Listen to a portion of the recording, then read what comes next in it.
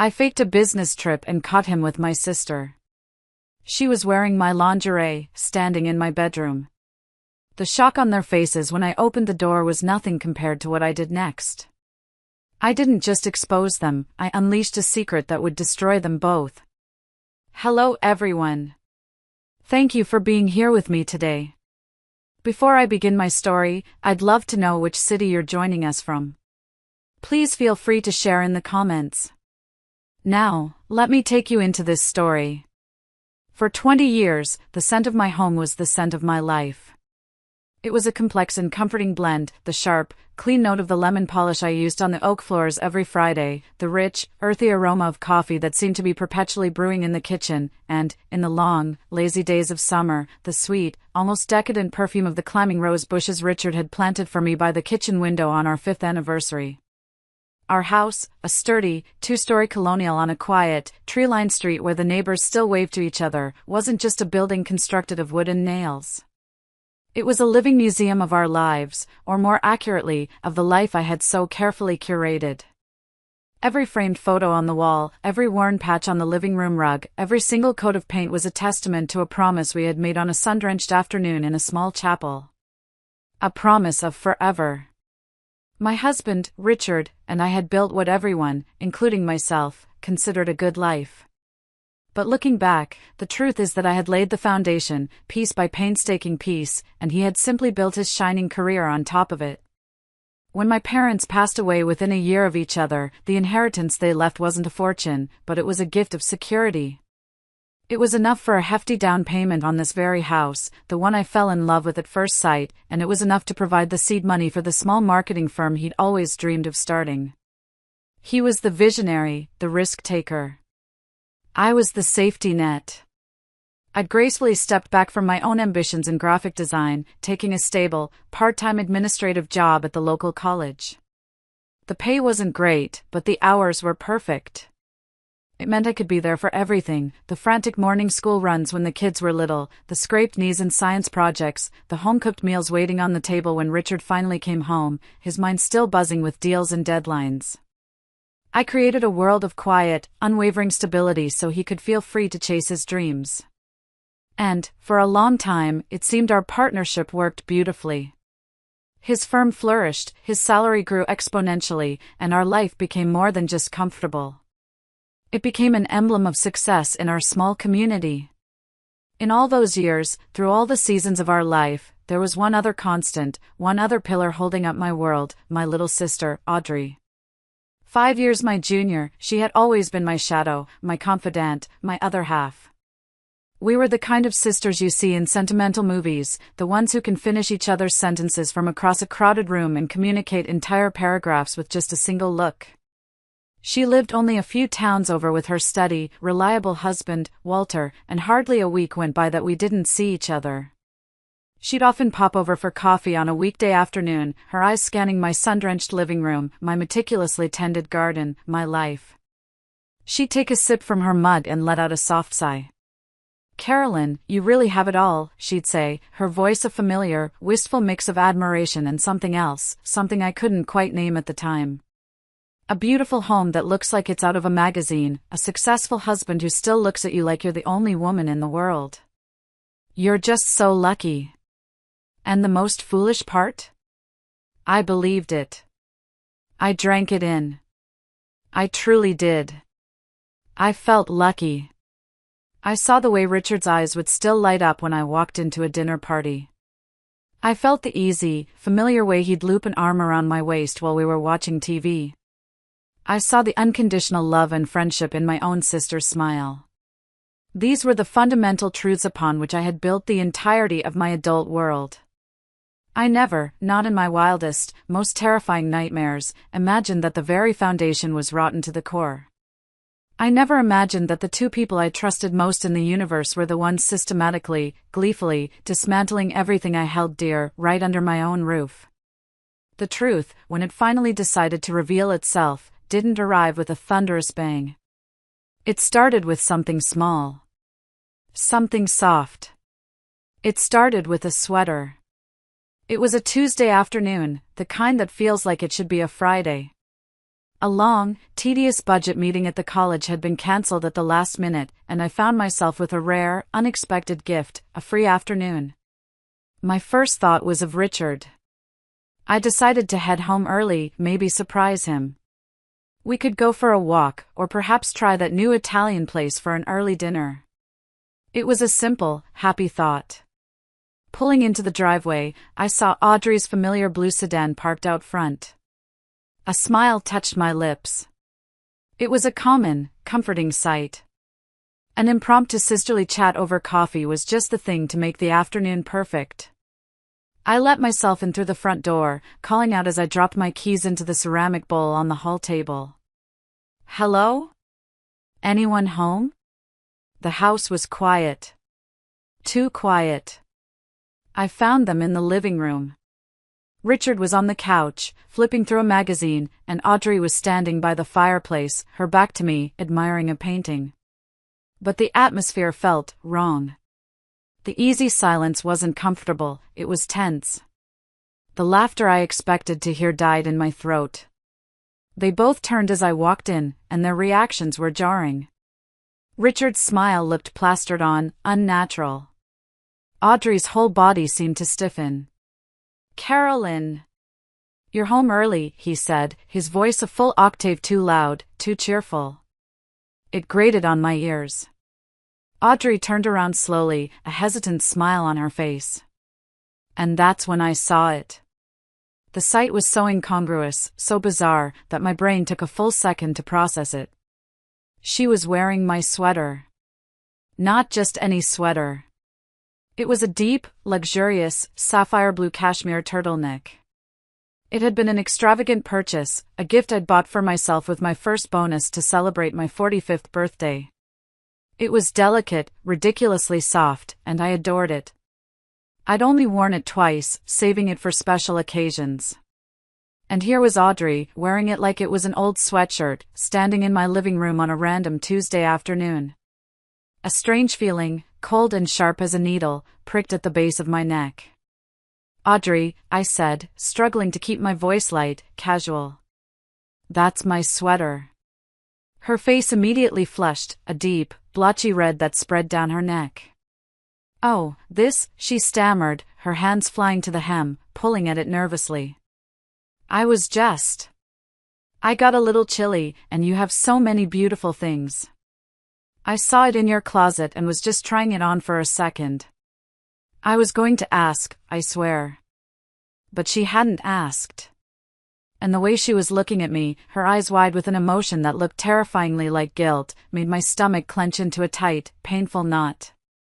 This was my sister, the person I shared everything with.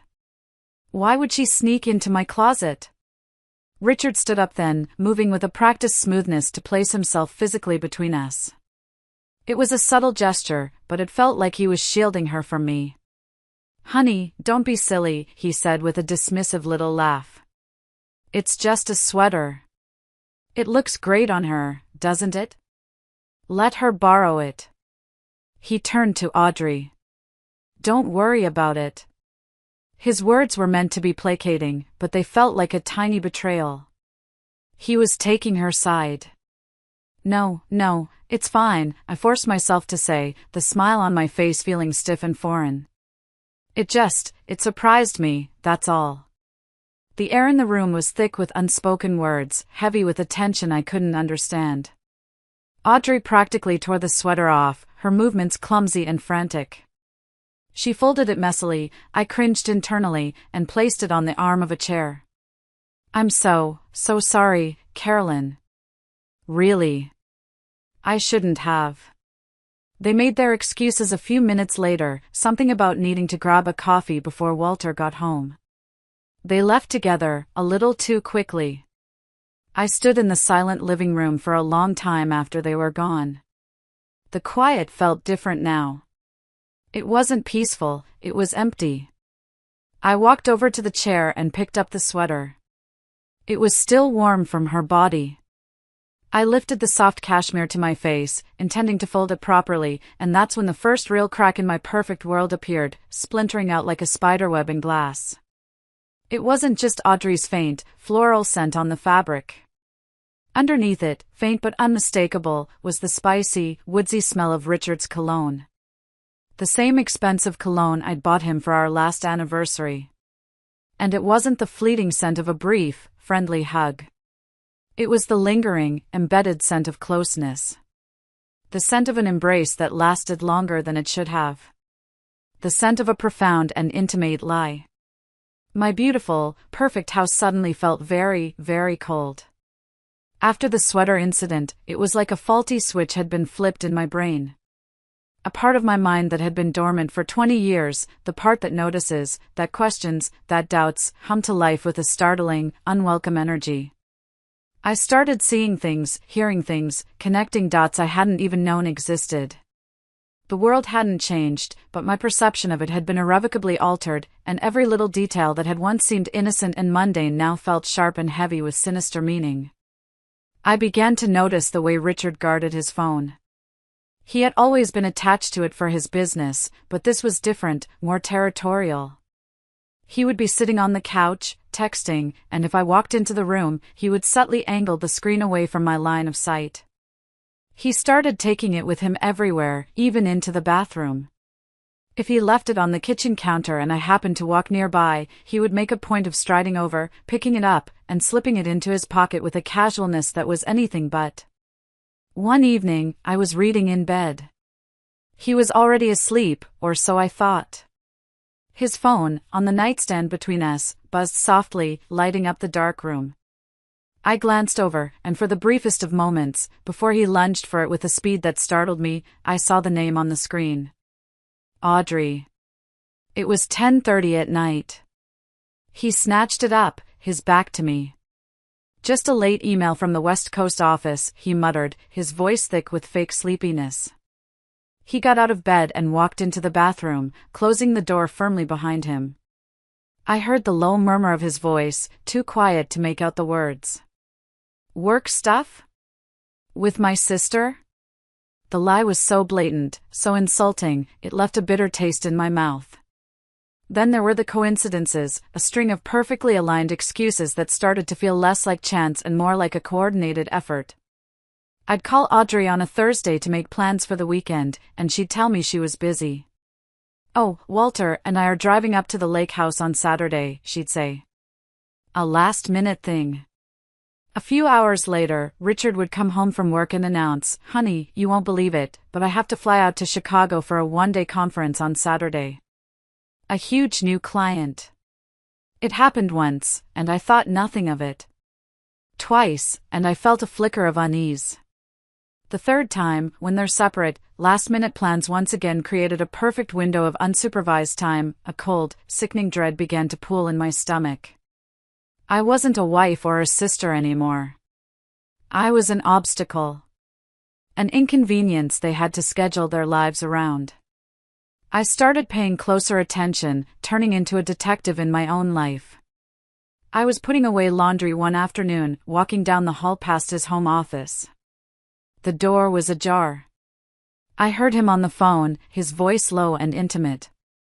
I paused, pressing myself against the wall, my heart hammering against my ribs. I couldn't hear the whole conversation, but I caught one phrase, delivered in a soft, conspiratorial tone that made my skin crawl. "Don't worry," he said. "She'll never know." I felt the blood drain from my face.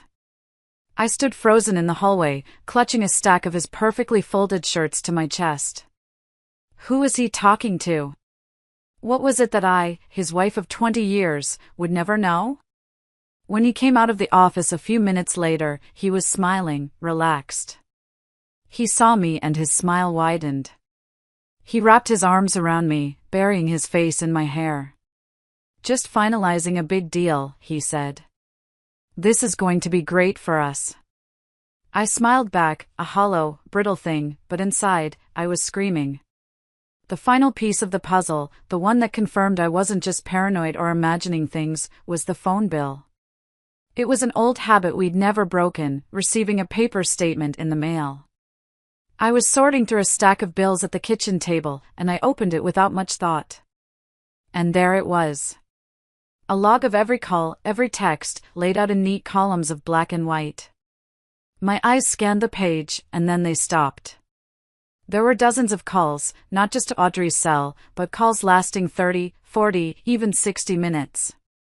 And the timestamps told their own story. They were placed late at night, after I'd gone to sleep. They were placed during the day, when he was supposedly in meetings. My hands started to shake so badly I had to put the papers down.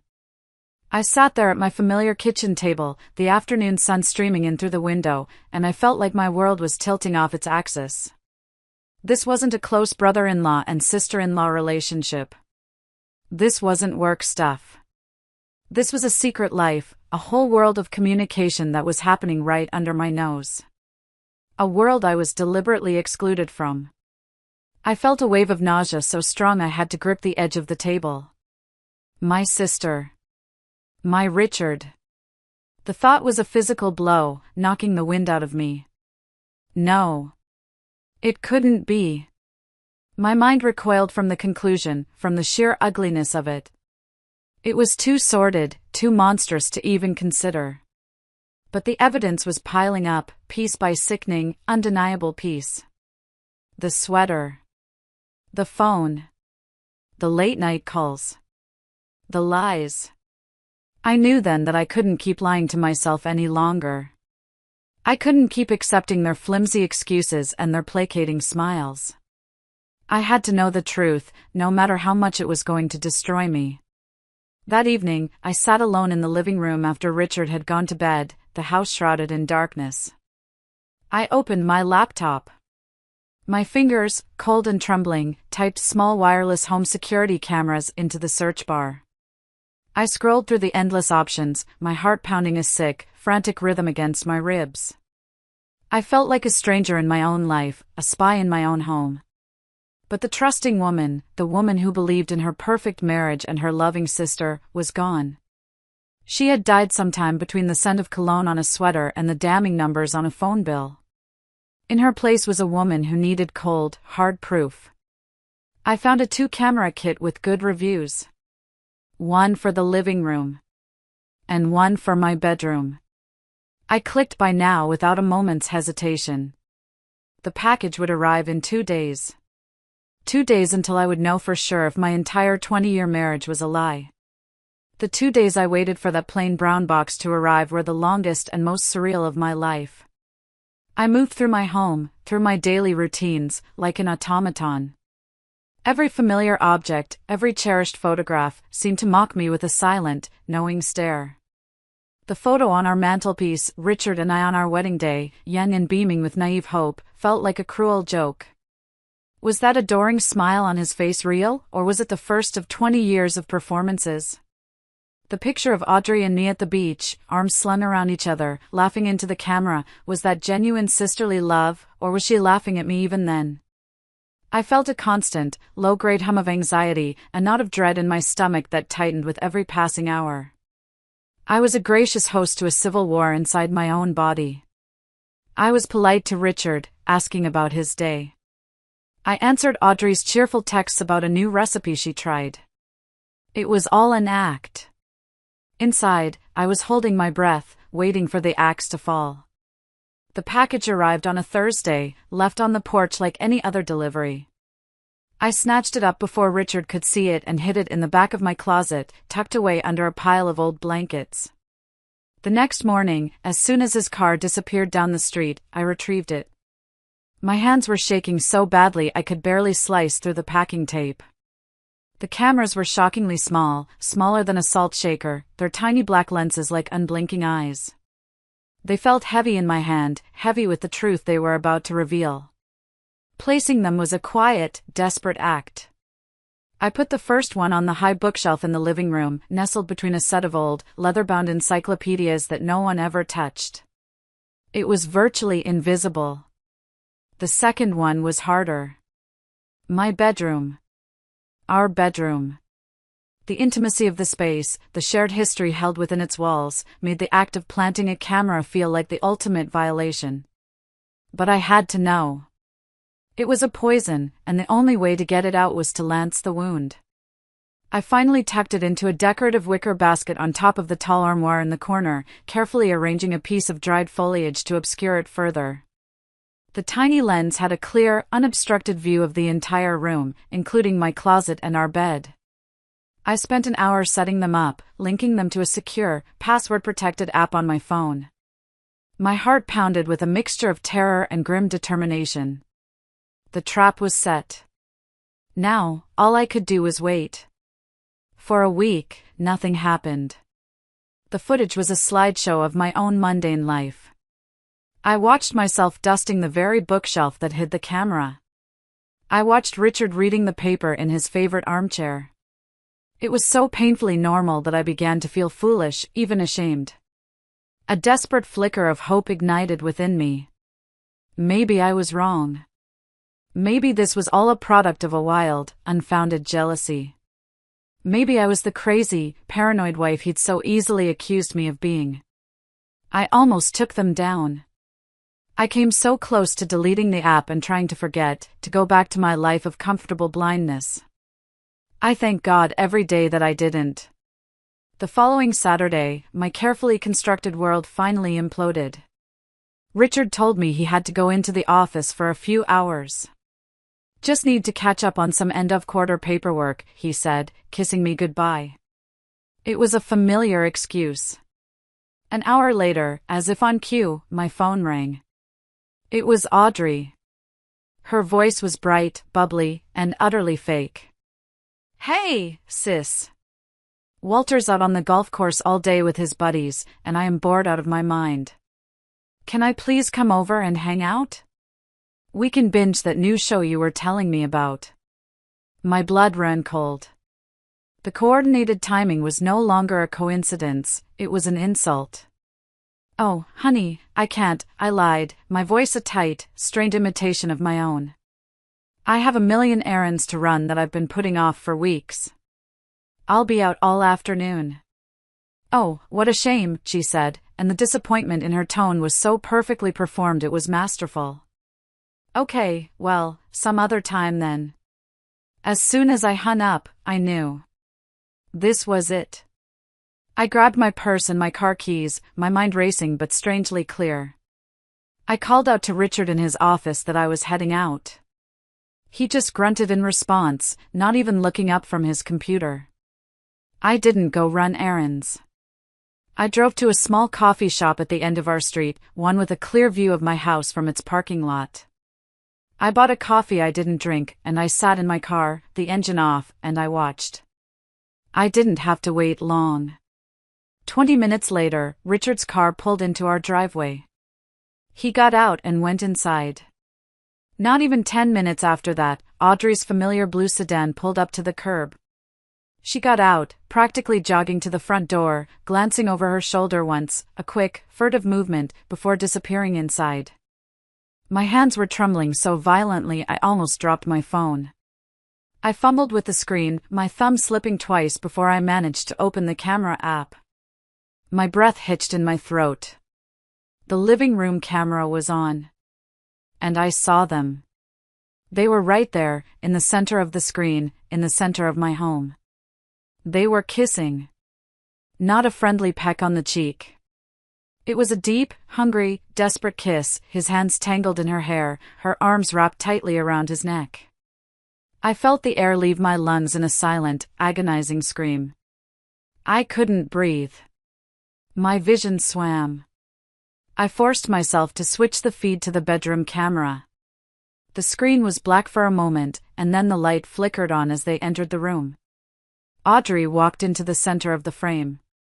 She stood in the middle of my bedroom, our bedroom, and did a slow, deliberate turn, a smug, triumphant little smile on her face as she surveyed her kingdom. Then she walked over to my closet. My closet.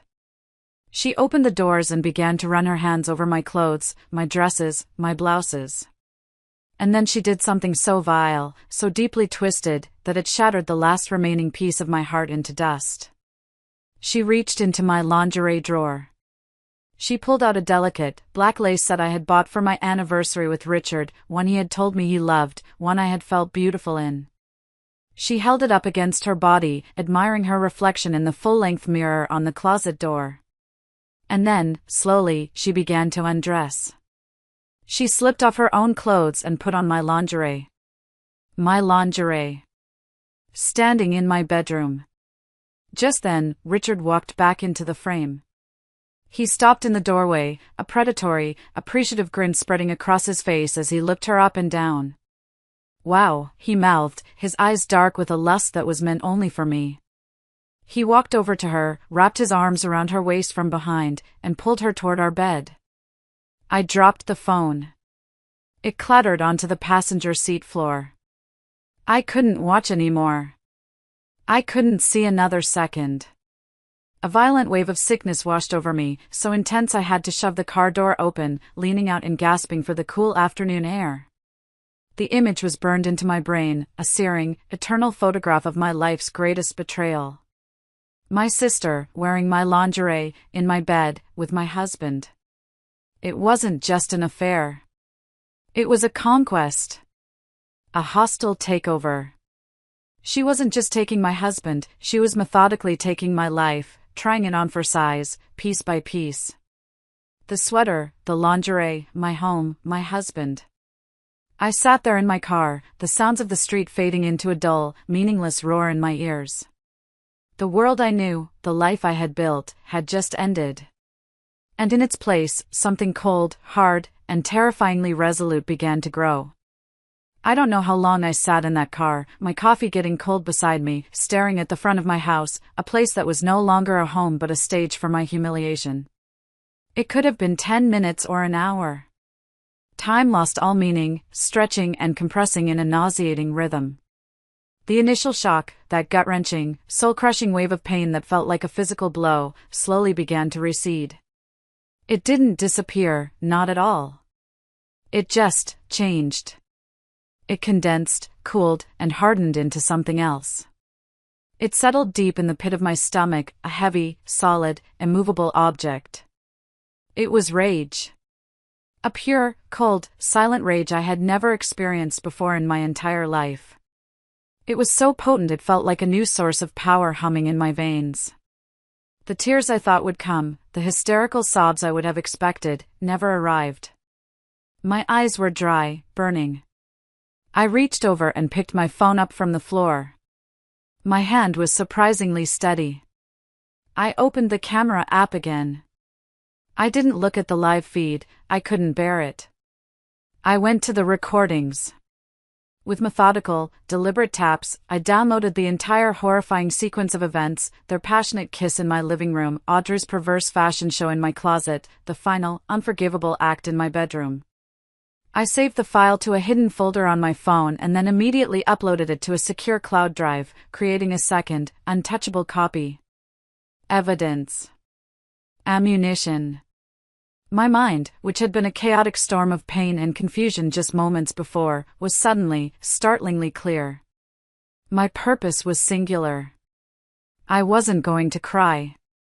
I wasn't going to storm into the house in a screaming match. That's exactly what they would expect. That would give them the power, allow them to label me as the hysterical, emotional wife. They would twist my pain, my justifiable anger, and turn me into the villain of their sordid little story. No. My revenge wouldn't be loud and messy. It would be quiet, calculated, and absolute. I wasn't just going to leave them. I was going to meticulously dismantle their lives, brick by brick, just as they had tried to dismantle mine. I finally started my car and drove home, but I didn't pull into the driveway. I parked down the street, in the shade of a large oak tree, and I waited. About an hour later, I saw Audrey's blue sedan pull out of the driveway. She drove away with a jaunty little wave to my front door, a wave to the man still inside. A few minutes after that, Richard left, presumably heading back to his fake office work to establish his alibi. Only then, when the coast was clear, did I drive the final block and pull into my own garage. Walking into my house felt different. It was tainted, violated. The very air felt thick with their deceit. I walked straight upstairs to my bedroom. I stood in the doorway, looking at the rumpled sheets on my bed, the faint indentation of their bodies still visible. Without a moment's hesitation, I stripped the bed. I bundled up the sheets, the duvet, the pillows, everything. I didn't want to wash them, I wanted to incinerate them. I took the bundle out to the large trash bin in the garage and shoved it in, burying it under bags of lawn clippings. Then I went back inside, found a can of aerosol disinfectant, and sprayed the entire room, a desperate, futile attempt to erase the scent of their betrayal. That night, after a long, scalding shower, I began to plan in earnest. The first thing I did was open my laptop and research the best divorce lawyer in the state. I didn't look for someone who was compassionate or understanding. I read reviews for hours, searching for words like shark, pitbull, ruthless. I found a name that appeared again and again, Eleanor Vance. Her professional tagline was simply, strategic, uncompromising, effective. She was perfect. I composed a brief, discreet email outlining the situation in the starkest terms and requesting an urgent consultation. Next, I turned my attention to our finances. For years, I had let Richard handle the big picture, the investments, the retirement planning, while I managed the day-to-day household budget. Now, I dug into everything. I went online, using the passwords I knew, and uncovered a world of financial infidelity that mirrored the physical one. I found statements for credit cards I didn't even know he had. Statements filled with charges for expensive dinners for two at restaurants he'd never taken me to, hotel rooms in nearby cities, and gifts, jewelry, designer bags, that I had never received. It was all there, a clear, damning financial map of his secret life with my sister. I printed everything. Every last statement, every single suspicious receipt. The most painful part was seeing how he had been systematically bleeding our joint savings account, money I had so carefully set aside from my own part-time salary, money that was supposed to be our safety net. He had been using our future to fund his sordid present.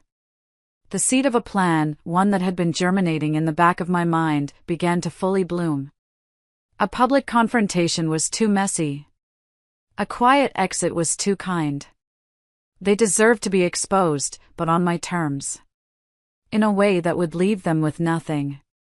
No excuses. No escape. I looked at the calendar on the wall. Richard had a business trip to Chicago coming up in 2 weeks. A 3-day conference. I had a very strong feeling I knew who his business was going to be with. But this time, I wouldn't be sitting at home, dutifully watering the plants and waiting for his call. This time, I would create a trip of my own. A fake business trip. I would give them the stage, the rope, and I would calmly, patiently, watch them hang themselves. For the very first time in months, I felt a flicker of something other than pain. It was a cold, sharp, exhilarating feeling. It was power. And I was just beginning to understand how to wield it. The following 2 weeks were a masterclass in deception, the most difficult and draining performance of my life. I became a consummate actress in my own home, playing the role of the loving, attentive, and completely unsuspecting wife. Every moment was a struggle, a battle against the rage and disgust that churned constantly in my gut. Every practiced smile I gave Richard felt like a lie that coated my tongue. Every time I answered a call from Audrey and had to listen to her cheerful, mindless chatter about her day, about Walter, about a new pair of shoes she'd bought, I had to physically bite the inside of my cheek to keep from screaming the truth down the phone line. But I held it together.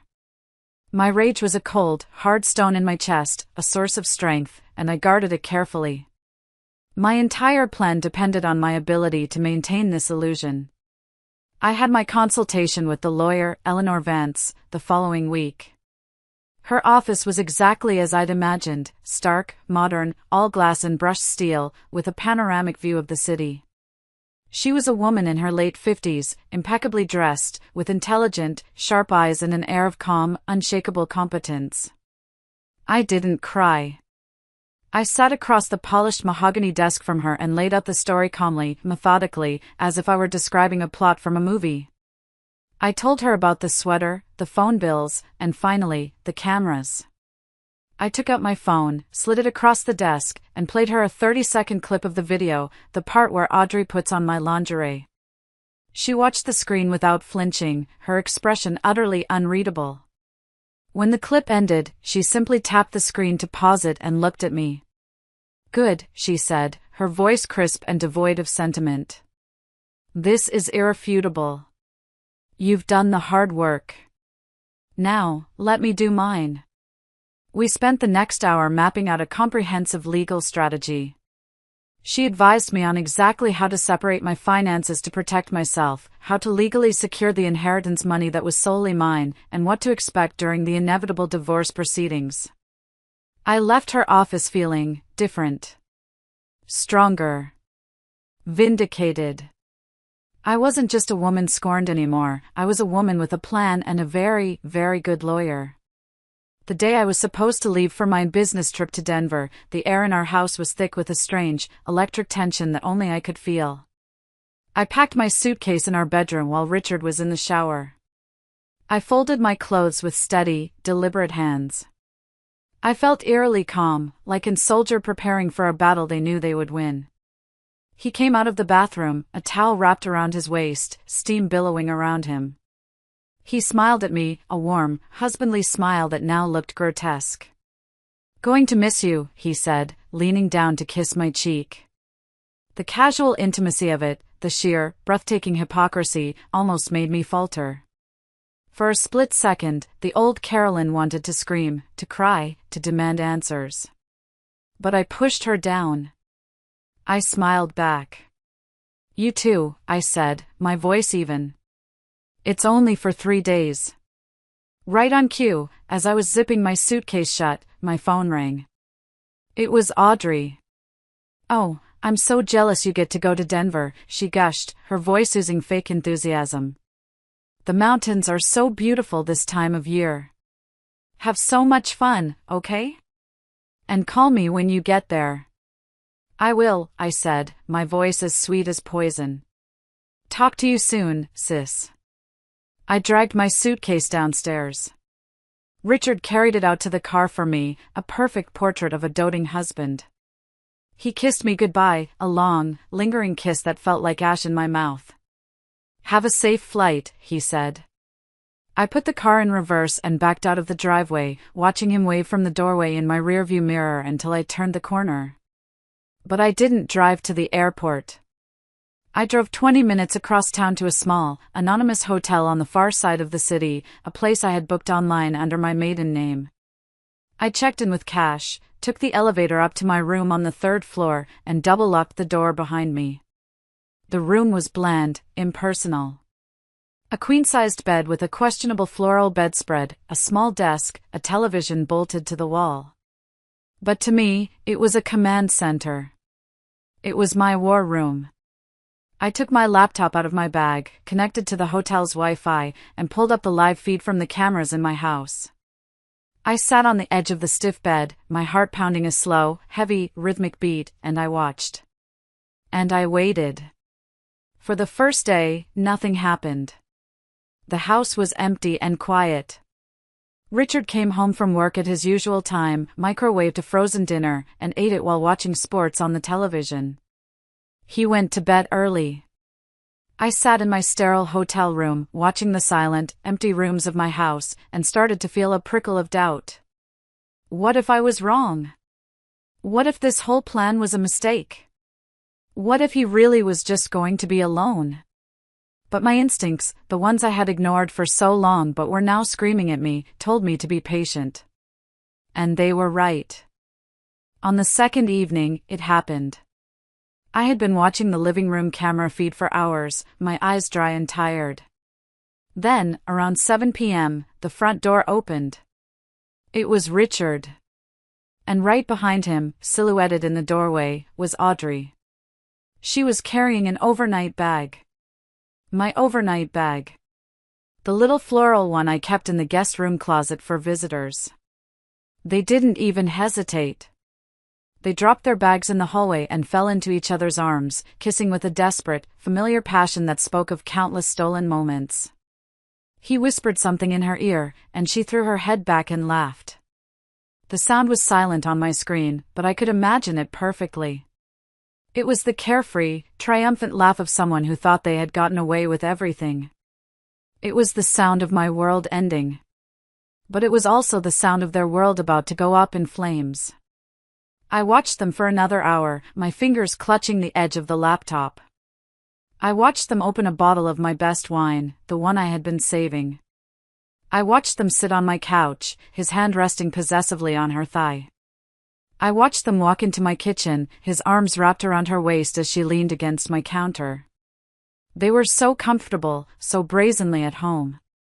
It was sickeningly clear this wasn't the first time. This was a well-rehearsed, well-practiced routine.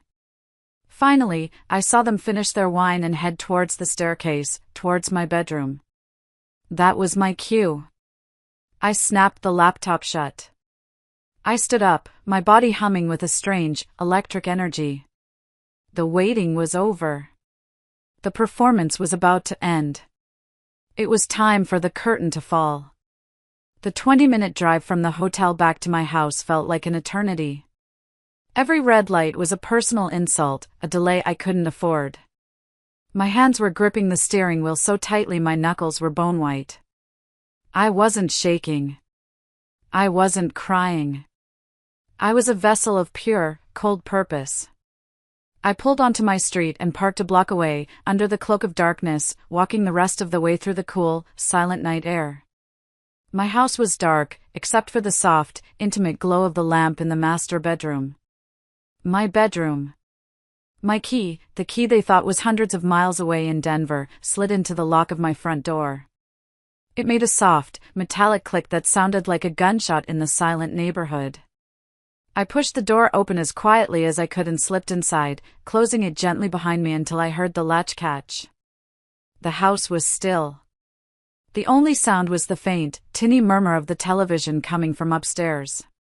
They were in my room, watching my TV, lying in my bed. The sheer, unmitigated audacity of it fueled the fire inside me, burning away any last flicker of hesitation. I walked up the stairs, my feet silent on the plush carpet runner I had picked up myself just last year. I reached the top of the landing and paused outside my bedroom door. It was slightly ajar, a sliver of warm light spilling into the dark hallway. I could hear them talking now, their voices low and intimate, punctuated by soft laughter. I heard Audrey laugh, a breathy, contented sound that made my stomach churn with a toxic mix of bile and rage. I took one last, deep breath. This was it. There was no turning back. I pushed the door open. It swung inward with a soft, almost polite creak. The flickering blue light from the television screen washed over their faces as they lay in my bed, tangled together under my favorite quilt. For a split second, a single, eternal moment, they didn't see me. And then Richard's head turned toward the door. His eyes met mine. They widened. The color drained from his face, leaving it a sickly, pale gray. He froze completely, his mouth falling open in a silent O of pure, unadulterated shock. Audrey, who had been propped up on an elbow, whispering something to him, followed his horrified gaze. When her eyes landed on me, standing in the doorway like an avenging ghost, a choked, terrified gasp escaped her lips. She scrambled frantically to pull the sheet up to her chin, her hands shaking so violently she could barely hold onto it. Her eyes, wide with a terror so profound it was almost satisfying to watch, were locked on mine. The air in the room turned thick, heavy, impossible to breathe.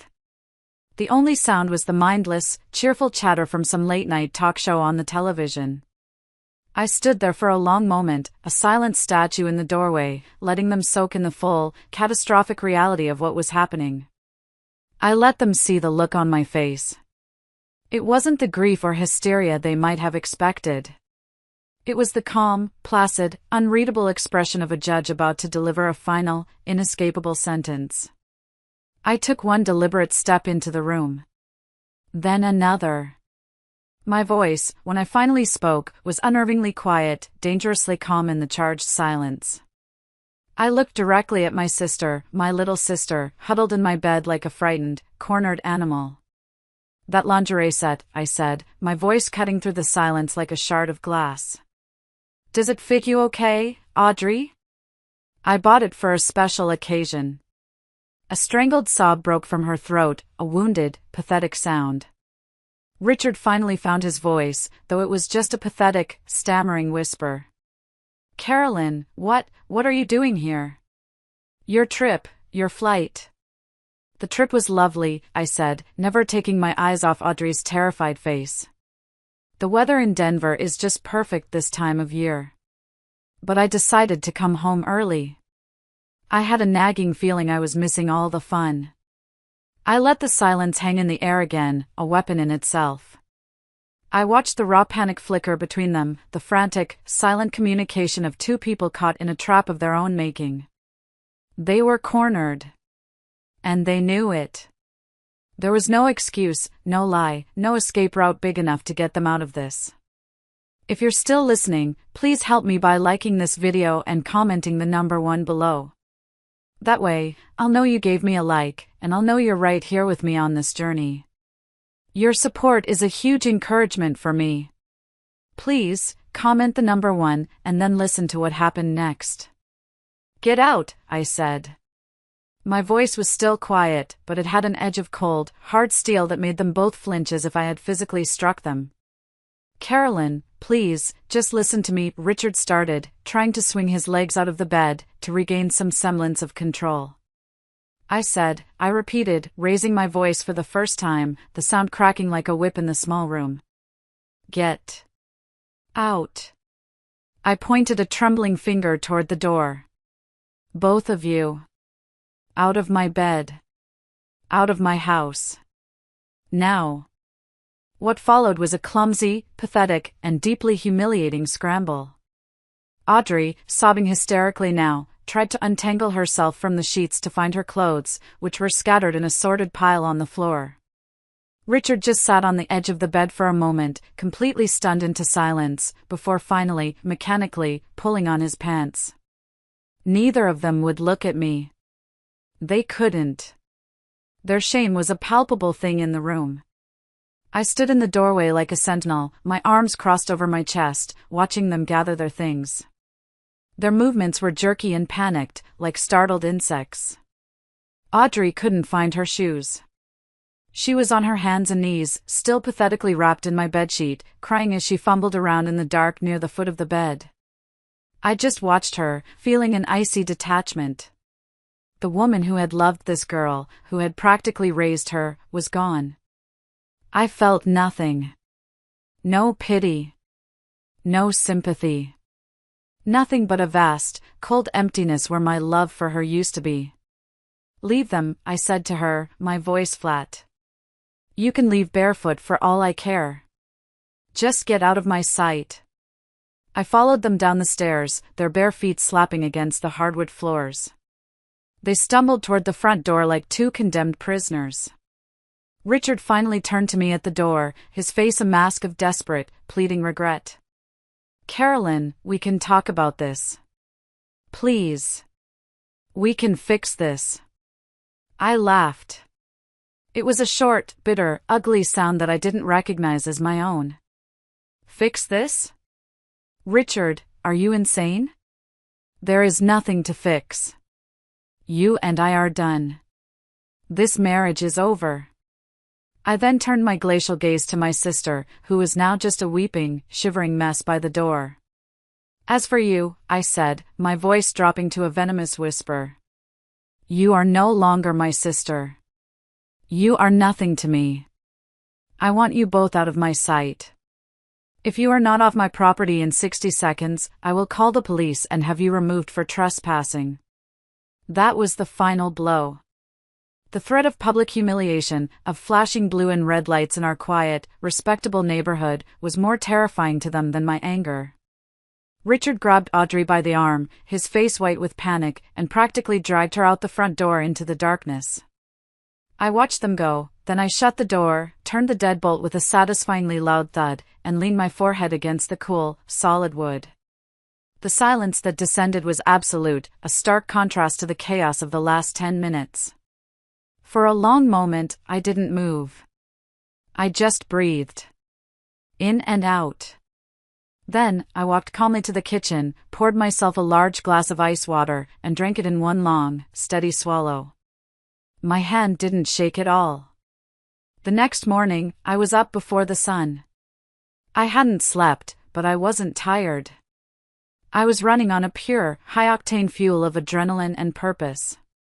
I executed the first steps of my plan with a cold, swift efficiency that surprised even myself. The first call I made, at 7 a.m. sharp, was to my bank's 24-hour fraud line. I explained the situation in clipped, professional tones, citing financial misconduct by my spouse, and had them freeze all of our joint accounts and credit cards immediately. Then, I transferred the entirety of my inheritance, which had remained in a separate, untouched account in my name, to a new account at a completely different bank. The financial wall was up. He was cut off. The second call was to Eleanor Vance, my lawyer. I caught her on her cell phone as she was on her way to the office. "It happened," I said, my voice devoid of emotion. "I have them. On video. In my house. I kicked them out last night." There was a brief pause on the other end. "Good," she replied, "all business. Don't talk to either of them. Do not answer their calls, their texts, or their emails. Let everything go through me. I'll have the divorce papers filed with the court by noon today." The third call was to a 24-hour locksmith. By 9 a.m., a friendly, burly man in a blue jumpsuit was at my front door, efficiently changing every single lock on the house, including the garage and the back gate. As he worked, drilling out the old locks, my phone started blowing up. First, a string of frantic, increasingly angry texts from Richard. "Carolyn, answer me. We need to talk. What did you do to the credit cards? I can't even buy gas." This was followed by, "You can't do this. This is our money. You're being insane." Then the calls started, one after another. I watched his name flash on the screen again and again, and I just let it ring until it went to voicemail. Then came the texts from Audrey, a pathetic, manipulative mix of tearful apologies and passive-aggressive accusations. "Carolyn, I am so sorry. My heart is broken. I never meant for this to happen." This was followed by, "You don't understand what he's like. He pressured me, he said you two were unhappy." I snorted out loud and deleted the messages without replying. The cowardice was almost as disgusting as the betrayal itself. I spent the rest of the day in a flurry of purposeful activity. I went through the house and took down every single picture of Richard, of Audrey, of the three of us together. I packed them all into a large cardboard box, taped it shut, and shoved it into the dark recesses of the attic. I didn't want to see their lying faces. I scoured the house from top to bottom, scrubbing floors, washing walls, as if I could physically wash away the filth of what they had done. It was a physical, exhausting, and deeply cleansing process. I didn't have time to feel sad. I only had time for action. By the end of the day, as the sun set, my house was quiet and clean. It felt a little less like a crime scene and a little more like my own again. The battle was just beginning, but I had won the first, most important round. I had taken back my home. For a few days, I existed in a strange bubble of controlled chaos. My life became a series of checklists and phone calls.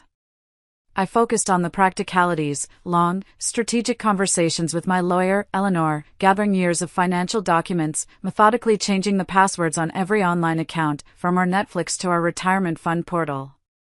It was a way to keep my mind busy, to keep the overwhelming grief at bay. But I knew I couldn't stay in my fortress forever. The truth, in all its ugliness, had to come out. And I had to be the one to deliver the news. The thought of telling my parents, and especially of telling Walter, Audrey's kind, unsuspecting husband, filled me with a deep, aching dread. It was one thing to navigate my own pain, but it was another thing entirely to be the person who brings a sledgehammer down on someone else's world. I decided to start with Walter. He was a good man, a gentle, quiet man who absolutely adored my sister. He didn't deserve to live in a lie a single second longer. The thought of the words I had to say, the proof I had to show him, made me feel physically sick. I called him and asked if I could come over, saying it was important.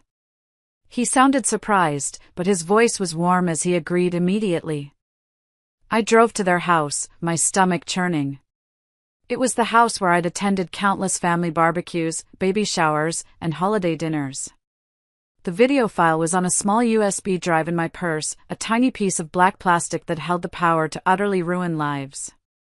Walter greeted me at the door with his usual warm, welcoming smile. "Carolyn! What a nice surprise. Come on in. Audrey's not here, though. She said she was staying with a friend for a few days to think things over." My heart ached for him, for his innocence. "I know, Walter," I said softly, stepping inside. "That's why I'm here. We need to talk." We sat in his cozy living room, surrounded by smiling pictures of him and Audrey, on their wedding day, on vacation in Hawaii. It was a gallery of their shared happiness. I didn't beat around the bush, there was no gentle way to do this. I told him everything, my voice steady despite the tremor I felt deep inside. I told him what I had suspected, how I had found out, and what I had seen. His face went through a rapid, painful series of emotions, deep confusion, then outright disbelief, then a dawning, sickening horror. "No," he whispered, shaking his head, a desperate, pleading look in his eyes. "No, not Audrey.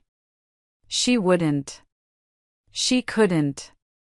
And Richard, they're like brother and sister. You must be mistaken." "I wish I was, Walter," I said, my voice gentle. "God, I wish I was. But I have proof." I took the USB drive out of my purse and placed it on the coffee table between us. "You deserve to see the truth for yourself. I am so sorry that I'm the one who has to show you." He stared at the USB drive as if it were a venomous snake. His hand trembled as he reached out and took it. I told him I would wait outside on the porch. I couldn't bear to be in the room, to witness the moment his world fell apart. I sat on his front porch steps, wrapping my arms around myself, listening to the birds chirping in the trees, a sound so normal it felt obscene. An eternity passed. Then, I heard it. A single, guttural cry from inside the house, a sound of such profound, animal pain that it brought hot tears to my own eyes. A few minutes later, the front door opened. Walter stood there, his face ashen, his eyes hollowed out with a grief so deep it was terrifying to look at. He just looked at me and nodded once, a gesture of shared, unbearable knowledge. I knew in that moment that his life, like mine, was now irrevocably broken into a before and an after. He filed for divorce the very next day. Telling my parents was even harder. They were in their late 70s, and their world revolved around their 2 daughters. The idea of them being anything but loving sisters was anathema to them. I drove to their house, sat them down in their cozy, sunlit living room that smelled of old books and lavender, and I told them. My mother started crying immediately, her hand flying to her mouth in shock, whispering no, no, no over and over. My father, a stoic, proud man of few words, just sat there, his face growing grimmer and grimmer with every word I spoke. "Are you absolutely sure about this, Carolyn?" he finally asked, his voice rough with disbelief. "This is a terrible, terrible accusation to make against your own sister." I knew words wouldn't be enough. I didn't want to show them the video. The thought of my elderly parents seeing their youngest daughter in such a sordid, shameful way was unbearable. But I had no choice. They needed to understand the depth of the betrayal. I took out my laptop, my hands shaking, and I played it. I fast-forwarded through the worst of it, showing them just enough for the truth to become absolute and undeniable. My mother let out a small, wounded sob and turned her head away, burying her face in her hands. My father watched the entire thing, his jaw clenched so tightly a muscle twitched in his cheek. His face was a mask of cold, hard fury. When it was over, he reached out and closed the laptop with a quiet, final click. He stood up, walked over to the window, and stared out at the garden his wife so loved for a long, silent minute. Finally, he turned back to me. His eyes were filled with a righteous anger I had never seen in him before. "Audrey," he said, his voice like gravel, "is no longer welcome in this house. She has brought a deep shame on this family." And that was that. Audrey, in her single, selfish act of betrayal, hadn't just lost a sister and a husband. She had lost her entire family. She was utterly and completely alone, cast out into a wilderness of her own making. The divorce proceedings were every bit as brutal and ugly as Eleanor had predicted. Richard, realizing that his pathetic apologies and angry threats were having no effect, hired a slick, expensive lawyer from a top city firm. Their strategy became clear from the very first hearing: to attack my character and paint me as an unhinged, vengeful woman who had illegally entrapped him. His lawyer argued that the video footage was an inadmissible violation of privacy, that I had lured them into a trap. He tried to portray Richard as the victim of a calculated setup by an emotionally unstable spouse. I sat there in the sterile, wood-paneled courtroom, listening to them twist the truth into a grotesque, unrecognizable caricature, and I felt that cold rage solidifying in my chest. This was not going to work. I looked over at Eleanor. She gave me a small, confident nod. She was prepared. When it was her turn to speak, she stood up, her presence calm and commanding. "Your Honor," she said, her voice cutting through the room with precision. "We are not here today to debate the ethics of a wife discovering her husband's infidelity in her own home. We are here to discuss the equitable division of assets in light of Mr. Thompson's repeated marital misconduct and financial deceit, which we are prepared to prove beyond any shadow of a doubt." And she did. She presented the mountain of evidence I had painstakingly collected. She laid out the credit card statements showing hotel rooms booked in Audrey's town, the receipts for expensive jewelry I had never seen, the ATM withdrawals from cities he was never supposed to be in on business. She created a timeline that perfectly aligned his secret expenditures with his lies to me. She laid out, in excruciating detail, how Richard had systematically drained our joint accounts and retirement funds to finance his affair. The judge, a no-nonsense woman in her 60s with tired, intelligent eyes, listened intently, her expression growing more severe with each piece of evidence. She looked at the paperwork, then at Richard. His face was pale, his confident, expensive smirk completely gone. He was starting to realize that his charm and his high-priced lawyer were no match for the cold, hard truth of his own actions. The video itself was shown in the judge's private chambers, away from the public court. Eleanor, Richard, his lawyer, and the judge were the only ones present. Eleanor later told me that the judge watched the key portions in stony silence. When it was over, her ruling on our temporary motions was swift and decisive. I was granted exclusive use of the marital home pending the final settlement. Richard was ordered to pay significant temporary spousal support, as well as continue paying our youngest son's college tuition, an expense he had threatened to cut off. A comprehensive financial restraining order was put in place, freezing all major assets until they could be properly and equitably divided by the court. He was legally boxed in. Richard was visibly furious. He stormed out of the courtroom, muttering under his breath at his lawyer. But his losses were just beginning. The scandal, which we had tried to keep contained within the legal proceedings, started to leak out. Whispers spread like wildfire through our tight-knit social circles, then to his professional ones. Clients at his firm, who valued discretion and stability, started asking nervous questions. Partners who had once been his allies grew distant. He had built his entire professional reputation on being a solid, trustworthy, all-American family man. That image, the foundation of his success, was now shattered into a million pieces. His own family, who had initially rallied around him with a sense of tribal loyalty, started to back away as the undeniable financial evidence came to light. His brother, who was a silent partner in the firm, called an emergency meeting. I wasn't there, of course, but a mutual friend later told me it was a bloodbath. Richard was accused of jeopardizing the company's reputation and was forced to take an indefinite leave of absence, which everyone knew was just the first step toward being pushed out completely. The man who had arrogantly believed he could have everything was now watching it all slip through his fingers, and it was all his own damn fault. The court of law was one thing, but the court of public opinion was proving to be just as merciless. A few more months passed, a slow, grinding season of legal maneuvers and emotional exhaustion. The divorce process was a marathon, not a sprint, designed to wear you down. But I had Eleanor, and I had my cold, hard resolve. Richard's life, in contrast, was in a complete and utter freefall. As predicted, he had been formally pushed out of the company he had founded, forced to sell his shares at a fraction of their worth. His reputation in the marketing world was in shreds.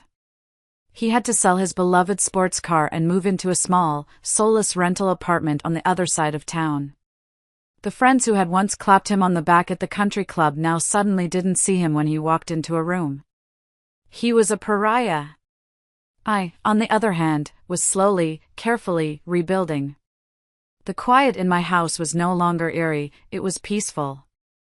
I started seeing my friends again, the true ones, the women who had rallied around me with casseroles, bottles of wine, and the simple gift of their presence, never pushing me to talk but always ready to listen. I focused on my part-time job at the college, and my boss, a kind woman who knew a sanitized version of my story, offered me more hours and more responsibility. I took them gratefully. The work gave me structure, a sense of purpose outside the drama. My home, once a crime scene, was slowly becoming my sanctuary again. One gray Saturday afternoon, I was coming out of the grocery store, my cart full, my mind on what I would make for dinner. And I saw him. He was standing by my car, just waiting. I froze for a second, my hand tightening on the cold metal of the shopping cart. He looked terrible. He'd lost a significant amount of weight, his expensive suit hung on him, and his face was gaunt. His eyes were bloodshot and circled with dark, tired rings. The arrogant, charming, confident man I had married was gone. In his place was this hollowed-out, defeated stranger. "Carolyn," he said, his voice raspy and weak. He took a hesitant step toward me. "Can we please just talk for a minute?" Just a minute. Every instinct in my body screamed at me to get in my car, lock the doors, and drive away. But I didn't. I stood my ground, my cart acting as a barrier between us. "There's nothing left to talk about, Richard." "Please," he begged, and the raw desperation in his voice was shocking. I've lost everything. My job, the house, my own family won't even speak to me. Everyone's gone." He ran a hand through his thinning hair, a gesture of pure despair. "I made a mistake, Carolyn.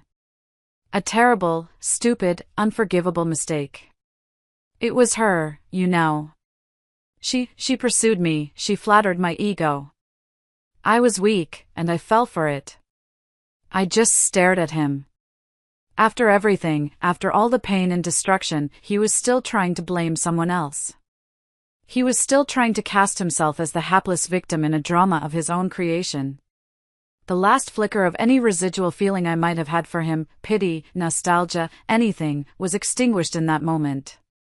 "You weren't weak, Richard," I said, my voice as cold and flat as the gray sky above us. "You were cruel. You were selfish. And you were arrogant. You thought you could have it all, that you were smarter than everyone, and that you'd never get caught. This isn't Audrey's fault. This is your fault. This is the life you chose to build, lie by lie." His face crumpled, the pathetic attempt at justification collapsing. "But, what we had, 20 years, all those memories, does that mean nothing to you now?" "It meant everything to me," I said, my voice unwavering.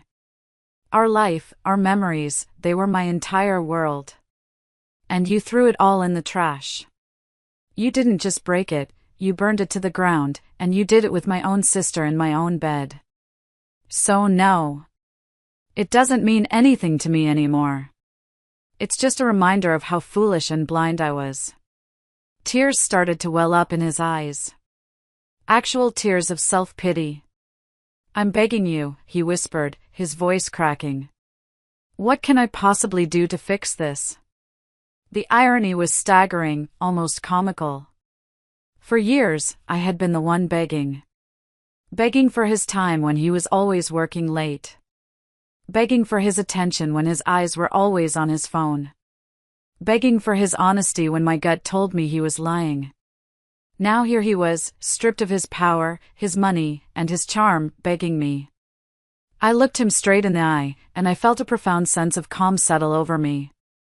"There is nothing you can do," I said. "You don't get to fix this. You just have to live with what you've done." I paused, letting the finality of the words sink in. "You're not the man who destroyed my life, Richard. You're just the man who set me free from a lie.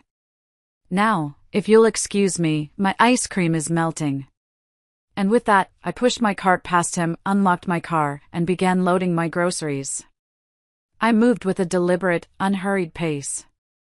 I didn't look back at him, not even once. I got into the driver's seat, started the engine, and drove away, leaving him standing alone in the middle of the vast, gray parking lot. He was the architect of his own destruction, and his project was finally complete. That was the last time I ever spoke to him. The divorce was finalized a month later, a quiet affair in a sterile courtroom. The settlement was, as Eleanor had promised, more than fair. The law was on my side. I was awarded the house, which held the majority of our equity, a significant portion of his now dwindling retirement funds, and substantial alimony for 5 years to help me get back on my feet. He fought it, of course, his lawyer making blustering arguments, but in the end, he had no choice. The evidence of both his marital and financial infidelity was too overwhelming. He was lucky he didn't lose more. The very first thing I did after the papers were signed and the ink was dry was call a real estate agent. I put the house on the market. It held too many memories, too many ghosts. Every corner held a story, and too many of them were now tainted. It sold surprisingly quickly, and with the proceeds, I bought a small, charming townhouse in a neighborhood closer to the city. It was bright and airy, with a little patio garden out back. It was all mine. Every inch of it. I filled it with new furniture that I picked up myself, with colorful art that made me happy, and with new, quiet memories. I started to rediscover the woman I was before I became Richard's wife. On a whim, I enrolled in a certificate program for landscape design at the local community college, turning a lifelong hobby into a new path. I found a deep, quiet joy in learning the Latin names of plants, in sketching out garden plans, in getting my hands dirty in the soil. After I graduated, I started a small business, designing and planting gardens for other people. It wasn't a high-powered career, but it was mine. I was building something beautiful, making things grow. It was healing. Emily, our daughter, who had been away at college through the worst of the implosion, was my unwavering rock. She was old enough to understand the depth of the betrayal, and her fury on my behalf was a fierce and beautiful thing. For a long time, she refused to speak to her father or to Audrey, her aunt. She saw the situation with a clear-eyed wisdom that belied her years and stood by me without a single question. Her unwavering support and love was a gift I will cherish for the rest of my life. As for them? Their lives fell apart in the most spectacularly fitting way, a perfect case study in reaping what you sow. Richard was never able to recover professionally. The stain on his reputation was permanent. He bounced between low-level, soul-crushing consulting jobs, his salary a pathetic fraction of what it once was. He lives alone in that sad little rental apartment, a ghost of the powerful man he used to be. Audrey's fate was, in some ways, even sadder. After Walter swiftly and silently divorced her, and her parents formally cut her off, she was completely and utterly alone. I heard through a distant cousin that she moved to a different state a few years ago, hoping to start over where no one knew her or her story. But you can't outrun the person you are in the mirror. She left a wide trail of destruction behind her, and I have to imagine that's a heavy burden to carry through life. I don't hate her anymore. I don't feel much of anything for her at all. She is just a stranger now, a stranger with a familiar face from a life I no longer live.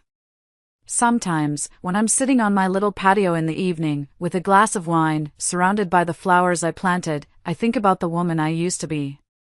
That trusting, slightly naive woman who believed in the fairy tale of a perfect life. I don't miss her. I don't mourn her. Betrayal didn't break me. It woke me up. It forced me to find a strength I never knew I possessed. They thought they were taking my life away from me, but all they really did was give me a new one. A better one. A true one. An honest one. A free one. Thank you so much for listening to my story. I'd love to hear your thoughts, or even your own experiences, in the comments below. And if you haven't already, please don't forget to hit that subscribe button and give this video a like. It really helps the channel grow and allows me to keep sharing more stories with all of you.